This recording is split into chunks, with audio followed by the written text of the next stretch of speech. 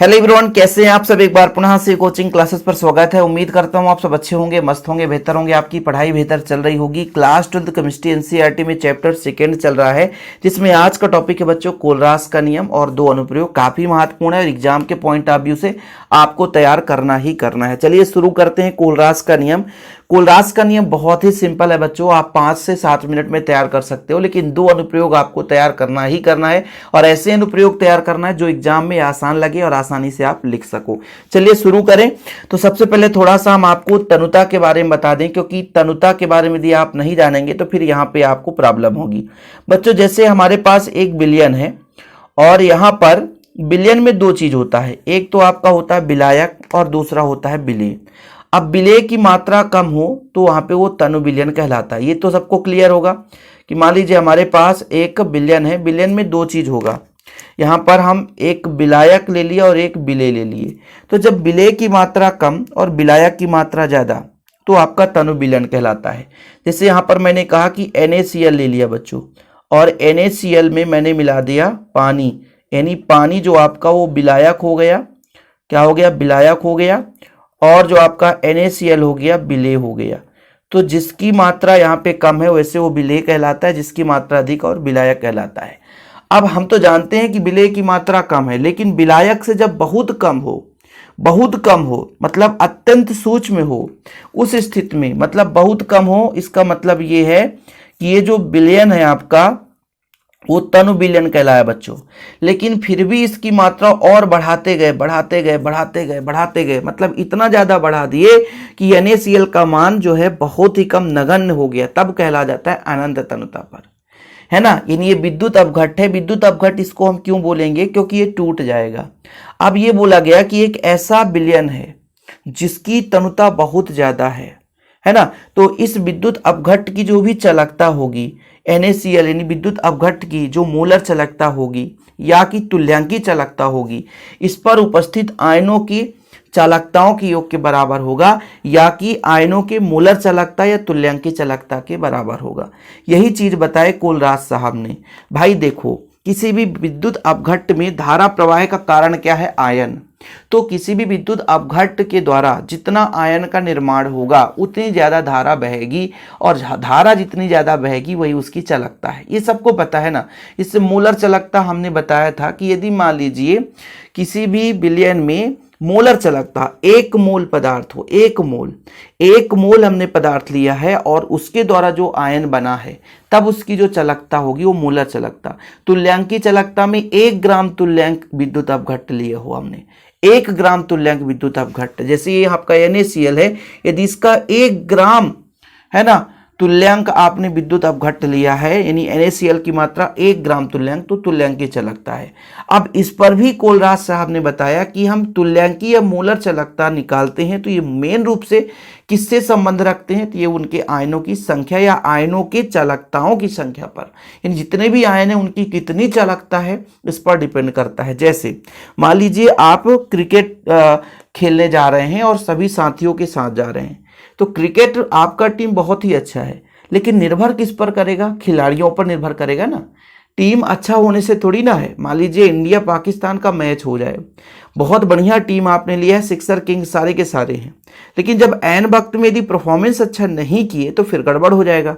तो इसी चीज को कोलरास साहब ने बताया कि जो भी विद्युत अपघट्ट हम ले रहे हैं किसी भी बिलियन में, तो उस विद्युत अपघट्ट की जो चालकता है किस पर निर्भर करेगी, उसके आयनों की चालकताओं के ऊपर निर्भर करेगी। यानी धनायन और ऋणायन की जो भी तुल्यांकी चालकता होगी वो बिलियन की टोटल तुल्यांकी चालकता होगी। यही चीज बताया कोलरास साहब ने। जैसे उन्होंने कहा कि अनंत तनुता पर या तो मोलर चालकता या तो तुल्यांकी चालकता। तो देखिएगा अनंत तनुता, ये आपने अनंत तनुता कर दिया, हम मोलर चालकता की बात कर रहे हैं। तो बोला गया इसमें कि धन आयन, तो लैम्डा इन्फिनिटी यहाँ पर अनंत कर दो, और धन आयन और ऋण आयन के चालकताओं के योग के बराबर होता है। तो यहाँ पर लैम्बडा, ये आपका लैम्बडा है, ये लैम्डा है, ठीक है, यहाँ पर ऋण कर दिया।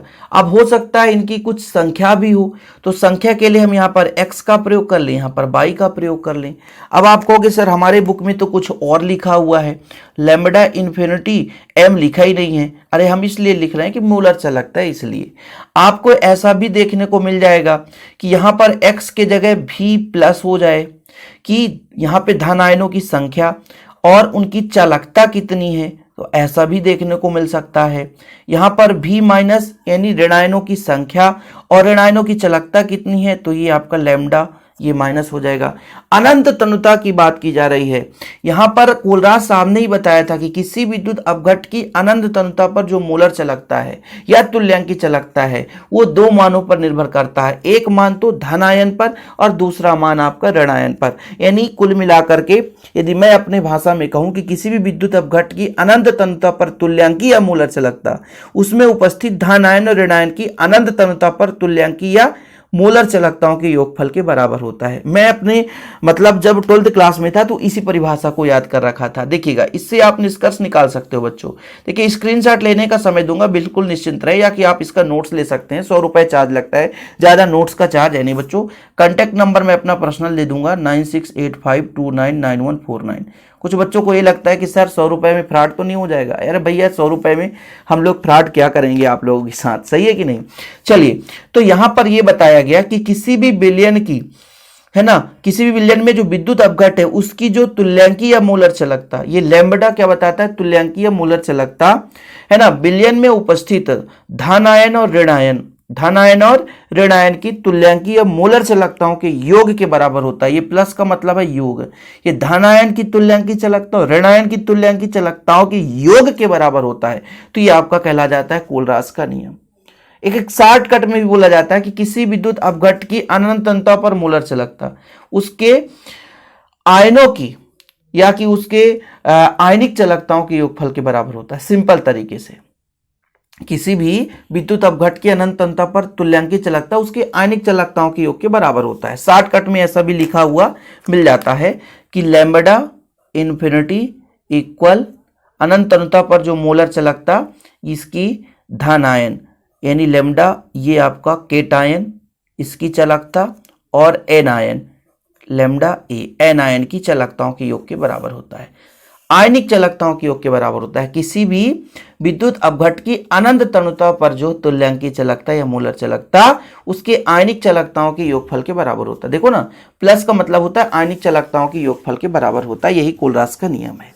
यानी हमारे पास विद्युत अपघट है, उसकी जो तुल्यांकी चालकता है उसमें उपस्थित धनायन और ऋणायन की चालकता के ऊपर निर्भर करता है उसकी धनायन की या ऋणायन की चालकता कितनी है। यहाँ पर इसको मैंने समझा ही दिया था बच्चों, जिसमें लैम्बडा जो इन्फिनिटी है प्लस में लैम्बडा है, ये लैम्बडा है, ये लैम्बडा है, ये लैम्बडा है, ये लैम्बडा है, ध्यान रखिएगा।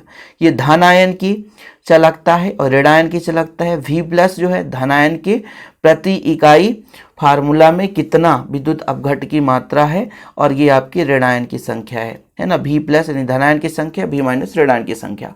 और शॉर्टकट में आपको बताया कि किसी भी विद्युत अपघट की अनंत तनुता पर जो तुल्यांकी चालकता है आयनिक चालकताओं के योगफल के बराबर होता है।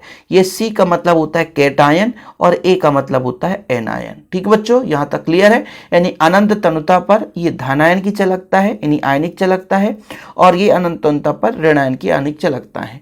यहाँ पर संख्या सहित प्रदर्शित किया गया है। तो कोलराज का नियम कंप्लीट हुआ। हमें दो अनुप्रयोग भी देखना पड़ेगा क्योंकि एग्जाम में तो आता ही है, तो हमें दो अनुप्रयोग आपको लिखना ही पड़ेगा। बच्चों इसका नोट्स प्रोवाइड किया जाता है और बोर्ड एग्जाम 2025 का बैच चल रहा है। इसके पहले हम हर साल अलग ही पढ़ाते हैं, तो आप लोगों को हमारा जो प्लेलिस्ट है यदि देखे होंगे तो आप लोगों को हर साल का कोर्स मिल जाएगा। आप पुराना भी प्लेलिस्ट से पढ़ सकते हैं, इसमें कोई दुरा वाली बात नहीं है। पहला जो अनुप्रयोग है कि दुर्बल विद्युत अपघट का हम यदि आणविक चालकता या तुल्यांकी चालकता या मोलर चालकता निकालना चाहते हैं तो निकाल सकते हैं। किसी भी दुर्बल विद्युत अपघट का इसके माध्यम से हम गणितीय संयोजन के माध्यम से निकाल सकते हैं। जैसे बच्चों हम यहाँ पर 2-3 लेकर चलेंगे कि हमें निकालना है एक दुर्बल विद्युत अपघट CH3COOH का। इसका हमको क्या निकालना है, आणविक चालकता, और मान दे रखा है HCl का, है ना, NaCl का, और आपका एक दिया है HCl NaCl और सोडियम CH3COONA, इसका दे के रखा है। तो ये आपके प्रबल हैं इसकी सहायता से हम दुर्बल विद्युत अपघट्ट की जो है तुल्यांकी चालकता निकाल सकते हैं। वो कैसे निकालेंगे तो देखिए मैं आपको बताता हूँ सिंपल तरीके से।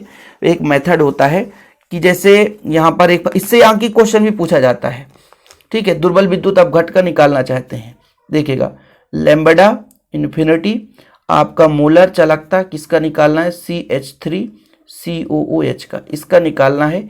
इसके लिए हमको दो प्रबल HCl का मान दिया है, यहाँ पर इन्फिनिटी HCl का मान दिया है बच्चों, प्लस में आपका मान दे के रखा है लैम्बडा इन्फिनिटी और इसका मान दे के रखा है CH3COONA का मान दे के रखा है, और एक मान दिया है लैम्बडा इन्फिनिटी NaCl का मान दे के रखा है।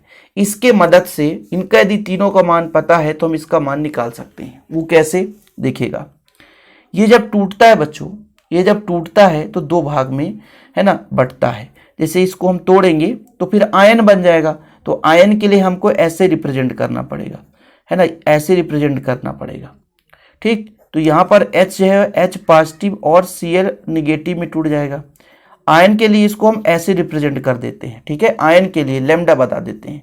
तो ये आपका हो जाएगा CH3COO negative plus Na positive हो जाएगा। जब ये टूटेगा बच्चों तो इसको भी हम लैम्बडा से दर्शा देते हैं, तो Na पॉजिटिव और Cl निगेटिव। अब आप ही बताओ इसमें प्लस माइनस कुछ कट जाएगा कि नहीं, प्लस माइनस कुछ कटेगा कि नहीं कटेगा।